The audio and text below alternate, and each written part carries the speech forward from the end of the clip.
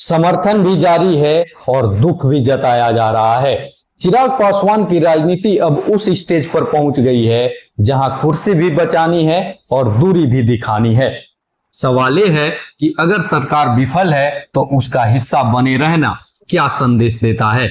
यानी चिराग पासवान का विरोध अब ऐसा हो गया है जैसे कोई छत पर चिल्लाकर कहे बारिश हो रही है, लेकिन खुद छत से नीचे उतरने को तैयार नहीं है। नमस्कार दोस्तों, स्वागत है आप सभी का राष्ट्र की रौनक चैनल पर। बिहार की राजनीति में आजकल एक नया अजूबा देखने को मिल रहा है। एक तरफ सरकार चल रही है, बयान आ रहे हैं, और दूसरी तरफ उसी सरकार के एक खास सहयोगी केंद्रीय मंत्री उसी सरकार की धज्जियां उड़ा रहे हैं। जी हां, मैं बात कर रहा हूं केंद्रीय मंत्री चिराग पासवान की। उन्होंने बिहार सरकार की कानून व्यवस्था को लेकर ऐसी प्रकाशमान टिप्पणी की है जिसने मुख्यमंत्री कार्यालय की दीवारों से टकराकर अब सोशल मीडिया की गलियों में एक भूचाल ला दिया है। जी हां, चिराग पासवान ने जो कहा वो एक राजनीतिक वज्रपात से कम नहीं है। उन्होंने कहा, मुझे दुख है कि मैं ऐसी सरकार का समर्थन कर रहा हूं। विफल है सीएम साहब, आप सोचिए, समर्थन भी किया और दुख भी जताया। ये क्या है? ये एक सियासी नौटंकी है या वाकई अंदरूनी पीड़ा? ये रामविलास पासवान के बेटे चिराग पासवान आखिर कौन सी सियासी आंच में अपनी रोटियां सेक रहे हैं, जो एक समर्थन भी कर रहे हैं और सरेआम विफलता का सर्टिफिकेट भी दे रहे हैं? जी हां, चिराग पासवान का ये गुस्सा यूं ही नहीं फूटा है। अगर आप बिहार की हालात पर नजर डालेंगे तो पिछले कुछ महीनों से जो चल रहा है उसे अपराध शतक कहा जाए तो शायद गलत नहीं होगा। यहाँ ना तो कानून दिख रहा है, न व्यवस्था। जो दिख रहा है वो सिर्फ अपराध, डर और नेताओं का बयानवीर अवतार। कभी दिन दहाड़े गोली चलती है तो कभी शादी समारोह से दुल्हन गायब हो जाती है। पटना में एक व्यापारी की हत्या कर दी जाती है। भागलपुर में मासूम बच्ची से दुष्कर्म होता है। वहीं समस्तीपुर में बैंक लूट ली जाती है। ये सिर्फ कुछ उदाहरण हैं। बिहार में तो ऐसा लगता है जैसे हर दिन एक नया क्राइम स्पेशल एपिसोड चल रहा है। एक राज्य और अपराध के अनगिनत रंग। जी हां, इन घटनाओं को देखते हुए चिराग पासवान का गुस्सा फूटा और उन्होंने इसे न सिर्फ प्रशासनिक विफलता कहा बल्कि ये भी जोड़ा कि या तो प्रशासन निकम्मा हो गया है या फिर मिली भगत में है। यानी या तो नौकरशाही पूरी तरह से स्वतंत्र हो चुकी है जिसका कोई माँ बाप नहीं है, या फिर वो स्वार्थ के दलदल में धंस चुकी है। वहीं चिराग पासवान का एक और बयान और भी चौंकाने वाला है। उनका कहना है कि यह सब बिहार सरकार को बदनाम करने की साजिश है। अब ये बयान अपने आप में एक पहेली है, एक विरोधाभास की मिसाल है। सरकार को बदनाम करने की साजिश आखिर कौन कर रहा है?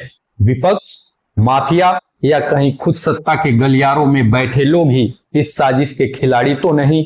और अगर ये वाकई साजिश है तो फिर प्रशासन क्यों नहीं पकड़ रहा? क्या हमारी पुलिस इतनी कमजोर हो गई है कि वो साजिशकर्ताओं को भी नहीं पकड़ पा रही? और अगर प्रशासन पकड़ नहीं पा रहा तो फिर वो किस लिए है?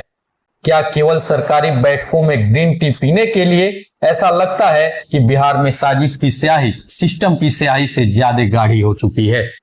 प्रशासन का हाल न सांप मरा न लाठी टूटी, यही है। अगर आप सोचते हैं कि बिहार पुलिस हर अपराध पर त्वरित कार्रवाई कर रही है तो आप शायद बिहार नहीं किसी काल्पनिक राज्य में जी रहे हैं। यहाँ घटनाएं होती हैं, एफआईआर दर्ज होती है, नेताओं के बयान दिए जाते हैं और फिर मामला ठंडे बस्ते में चला जाता है। जैसे ही कोई घटना घटती है, पुलिस अधिकारी कैमरे के सामने आते हैं और कहते हैं हम जांच कर रहे हैं। सवाल उठता है, जांच कब पूरी होगी? जवाब मिलता है जांच जारी है। सवाल फिर उठता है, कब तक जारी रहेगी? जवाब मिलता है जैसे ही कोई सुराग मिलेगा, और सुराग अभी तक कुछ नहीं मिला। ये जांच पद्धति अब बिहार पुलिस की पहचान बन चुकी है।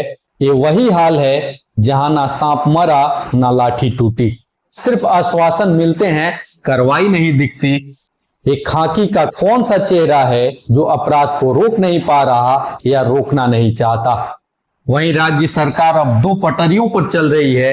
एक पटरी है आक्रोश प्रबंधन की और दूसरी है छवि बचाव की।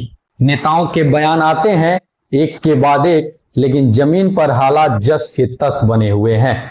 चिराग पासवान का यह बयान भी उसी ट्रेन का एक डिब्बा है जिसमें कई और नेता सवार हो चुके हैं। पिछले महीने गया में व्यापारी की हत्या के बाद केंद्रीय गृह राज्य मंत्री ने भी कहा था कि बिहार में कानून व्यवस्था चिंताजनक है, लेकिन चिंता को कार्य में बदला नहीं गया। अपराधी अपनी जगह अडिग हैं और नेता बयान देने में प्रतिबद्ध हैं।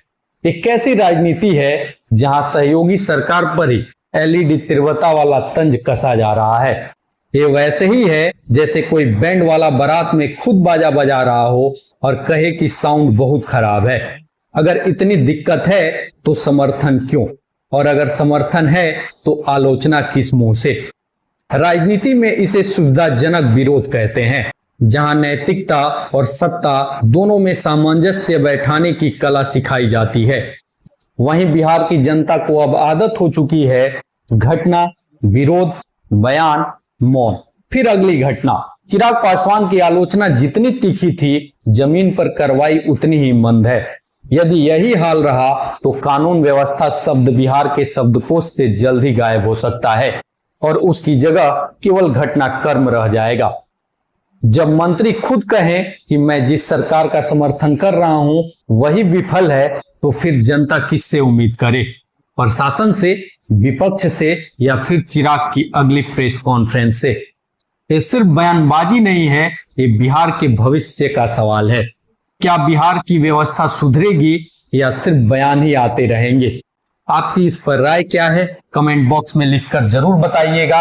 अगर वीडियो पसंद आया हो तो वीडियो को लाइक कीजिएगा, शेयर कीजिएगा और साथ ही राष्ट्र की रौनक चैनल को सब्सक्राइब करना नहीं भूलिएगा। फिलहाल के लिए इस वीडियो में इतना ही। मिलते हैं अगले वीडियो में, तब तक के लिए धन्यवाद। जय हिंद, जय भारत।